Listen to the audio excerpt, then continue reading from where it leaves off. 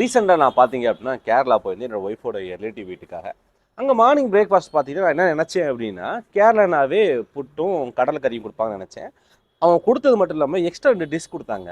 ஒன்று பேர் பத்திரின்னு சொன்னாங்க, இன்னொன்று பேர் பார்த்தீங்க அப்படின்னா முட்டை பாலடன்னாங்க. அது என்னடா முட்டை பாலடன்னு பார்த்தா கிட்டத்தட்ட தோசை மாதிரி இருந்துச்சு. தோசையை ஓப்பன் பண்ணி பார்த்தீங்க அப்படின்னா அதுக்குள்ளே வந்து தேங்காய் ஜீனியில் போட்டு ஸ்டஃபிங் வச்சு பண்ணியிருந்தாங்க. சூப்பராக இருந்துச்சு.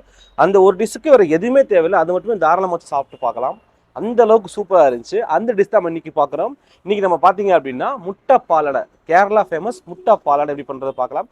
நீங்கள் பார்த்துட்டு இருக்க திண்டுக்கல் ஜாஃபர் பிரியாணி, நான் உங்கள் ஃப்ரெண்ட் யாசின்.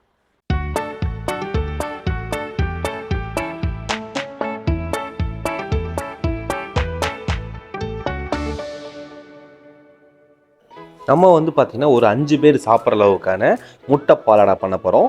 இங்கே முட்டை பாலடை நம்ம எதில் பண்ண போகிறோம்னு பார்த்தீங்கன்னா மைதா மாவில் தாங்க பண்ண போகிறோம். ஸோ ஃபஸ்ட்டு மைதா மாவை அளவுக்கு எடுத்துக்க போகிறேன். ஒரு 1.5 கிளாஸ் அளவுக்கான மைதா மாவு நான் எடுத்திருக்கேன்.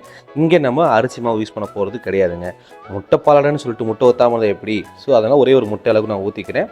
இதில் ஃப்ளேவர் கொடுக்கறதுக்காக நான் என்ன செய்ய போகிறோம் அப்படின்னா சீரகம் 1 ஸ்பூனும், சின்ன வெங்காயம் பார்த்தீங்கன்னா பெரிய பல்லுனா 3 பல், சின்ன பல்லுனா 4 பல்லை எடுத்துகிட்டு அது கூடயே உப்பு ஆட் பண்ணி நல்லா நைஸாக அரைச்சிடணும்.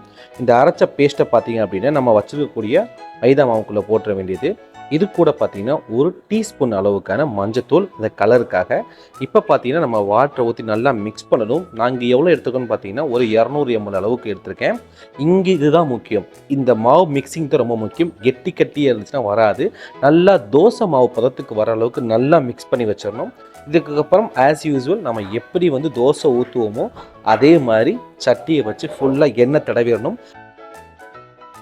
மிக்ஸ் பண்ண மாவு பார்த்தீங்கன்னா இப்படி தான் இருக்கும், இந்த பக்குவத்தில் இருக்கணும். அதாவது தோசை ஊற்றுற பக்கம், இட்லி ஊற்றுற பக்கம் இல்லை. தோசை ஊற்றுற பக்குவத்தில் இருந்தால் தான் என்ன ஆகும் அப்படின்னா தோசை மாதிரி ஊற்றி நம்மளால் எடுக்க முடியும். அதுக்காக நம்ம இப்படி பண்ணுறோங்க. இதை பார்த்தீங்க அப்படின்னா இதுலேயே லைட்டாக உப்பு செக் பண்ணிக்கோங்க. உப்பு ஆவரேஜாக இருந்தால் போதும். இப்போ நம்ம தோசை ஊற்றுற மாதிரி, அதாவது ரவா தோசை ஊற்றுவோம் பார்த்தீங்கன்னா அதே மாதிரி ஊற்றணும். ஏன்னா இது வந்து சடனாக தோசை மாதிரி டக்குன்னு நம்ம ஊற்றி எடுத்துட முடியாது. ஸோ அங்கங்கே கேப் விழுகும். ஸோ அந்தந்த கேப்பை லைட்டாக ஃபில் பண்ணிவிட்டு ஒரு 5 நிமிஷம் மூடியை போட்டு விட்டோம் அப்படின்னா நல்லா வெந்துடுங்க. வெந்த உடனே ஒரே ஒரு திருப்பினா மட்டும் போதும். அவ்வளோதான், முட்டை பாலடை முக்கால்வாசி ரெடி ஆயிடுச்சு. இப்போ இதில் முக்கியமாக பார்த்தீங்கன்னா ஸ்டஃபிங் தான். இந்த ஸ்டஃபிங் நம்ம என்ன செய்ய போகிறோம்னு பார்த்தீங்க அப்படின்னா தேங்காய் வந்து ஒரு 4 பல் அளவுக்கு தேங்காய் எடுத்து அதை மிக்சிக்குள்ளே போட்டு ரிவர்ஸ் டைரெக்ஷனில் போடணும். அதாவது வந்து பார்த்தீங்க அப்படின்னா பல்ஸ் டைரெக்ஷனில் போட்டிங்க அப்படின்னா நல்லா உதிரியாக வரும்.